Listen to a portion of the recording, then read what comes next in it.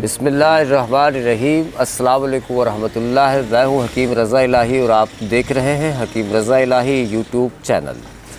नाज़रीन इकराम, सर्दी के आते ही और सर्दियों में अमूमन जो है बच्चों को खांसी और बुज़ुर्ग लोगों को खांसी ज़्यादा होती है। और वैसे भी अगर खांसी आ जाए तो वो ज़रा देर से हटती है। ऐसी खांसी जिसमें सीने में दर्द हो, वो खांसी जो रात को सोते वक्त ज़्यादा हो, वो खांसी जिसे ठसके वाली खांसी कहते हैं। ठसके वाली खांसी ऐसी है कि एक टेम्पो के साथ ठंड ठंड ठंड शुरू हो जाती है, फिर रुकती नहीं है।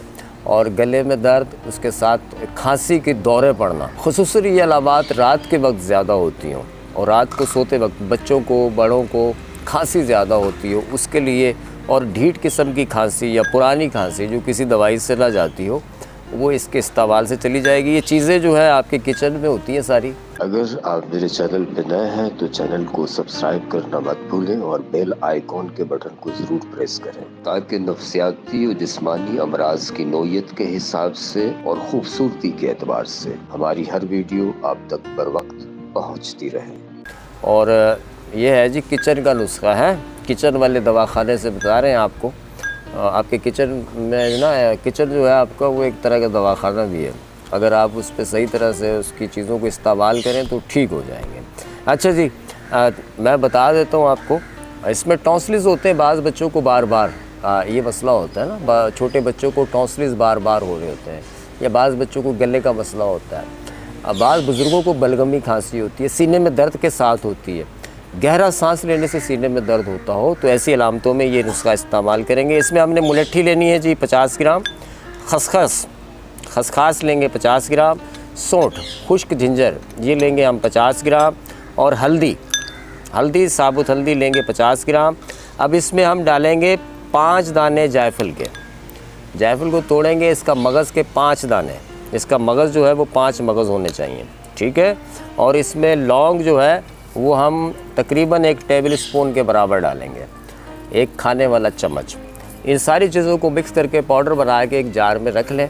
अब तरीका इसका इस्तेमाल का ये है कि बच्चे अगर 3 से 5 साल के, 3 से 5 साल, 8 साल, 6 साल के हैं, तो फिर आपने इस पाउडर के आपने 2 या 3 चम्मच लिए, 2-3 चम्मच आपने शहद ले लिया, उसको मिक्स करेंगे तो ये माजून सा बन जाएगा। ये बच्चों को आप जो है वो 1/4 टीस्पून, 1/4 चम्मच सुबह दोपहर शाम दे सकते हैं, या सुबह शाम दे सकते हैं। 3 से 5 दिन देंगे, इंशाअल्लाह ताला बच्चों का सीने से खर खर की आवाज़ और जो खांसी का मसला है वो सारा सेट हो जाएगा, और ख़ुसूसन जो रात वाली खांसी है। और दूसरा ये है कि जो दूसरी खांसी है उसको थोड़ा सा वक्त लगता है, जैसे हम काली खांसी कहते हैं, या वो ठसके वाली खांसी, पुरानी खांसी। अच्छा, बुज़ुर्ग जो लोग हैं वो इसका आधा चाय का चम्मच सुबह शाम खाने के बाद लेंगे कावा चाय के साथ। और कावा जो है वो अगर शुगर नहीं है तो गुड़ वाला बना लें तो वो बहुत अच्छा रहता है।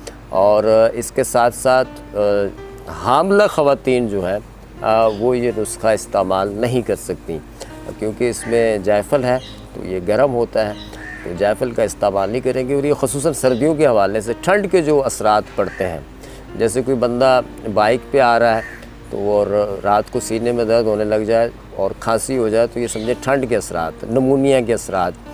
और इसके साथ साथ जो सर्दियों के मौसम में इन्फ्लुएंज़ा, फ्लू, खांसी, इस तरह की जो अलामात हैं वो सारी की सारी इससे ठीक हो जाएंगी। ये घर में बना के रखें, और नुस्खा बड़ा आसान है, कार खैर के तौर पे इसे शेयर भी करें ताकि दूसरे लोग भी मुस्तफ़ीद हों और मुझे भी दुआओं में याद रखें। चैनल अच्छा लगे तो सब्सक्राइब करिएगा, बेल आइकॉन के बटन को दबाइएगा। दुआओं में याद रखिएगा जी। अल्लाह निगहबान।